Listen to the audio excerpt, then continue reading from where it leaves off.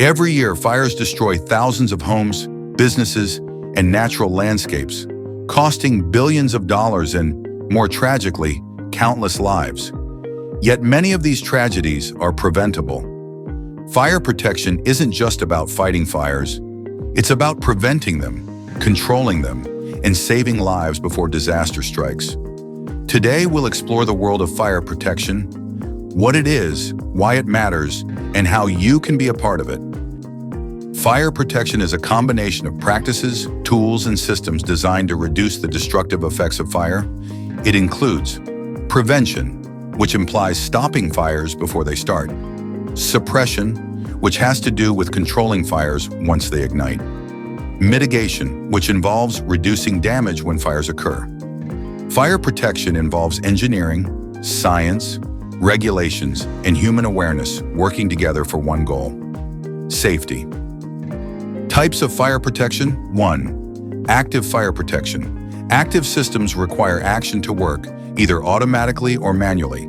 Examples include fire alarms and detectors for alerting building occupants early; sprinkler systems, which automatically douse flames with water; fire extinguishers, which allow trained people to fight small fires; and then firefighting efforts carried out by trained firefighters. 2. Passive fire protection. Passive systems are built into the structure and require no human action. Fire-resistant walls, doors and floors which prevent the spread of flames and smoke; fire damper which stop fire from traveling through HVAC ducts; compartmentalization which divides a building into sections to contain fires. Both active and passive protections are essential for a complete fire defense strategy. Key elements of fire protection. 1. Fire prevention planning. This involves conducting risk assessments to identify hazards, implementing safety practices, like no smoking policies, training employees or residents in fire safety protocols. 2. Detection and early warning. This involves installing smoke and heat detectors, ensuring alarm systems are functional and well-maintained, setting up monitoring systems that alert emergency services automatically. 3. Containment and suppression systems.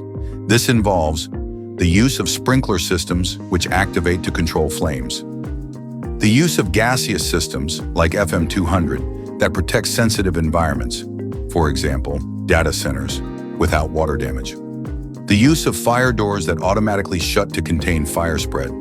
4. Emergency response and evacuation. This includes having clear escape routes and exit signage, practicing regular fire drills, training occupants on how to evacuate calmly and quickly. Common causes of fires. Understanding what causes fires helps us prevent them. Here are the most common causes: overloaded outlets and frayed wires, unattended stoves, space heaters too close to flammable materials, cigarettes not properly extinguished, intentional fire setting. Important tools for fire protection. Smoke alarms. This should be installed on every level of your home. Fire extinguishers. Know how to use one. Remember, PASS. Pull, aim, squeeze, sweep. Sprinkler systems, especially important for businesses and large buildings. Fire blankets, useful for smothering small fires. Emergency exits and signage, clearly marked and well lit. How to stay fire safe at home. Test smoke alarms monthly. Have a family escape plan. Keep flammable items away from heat sources.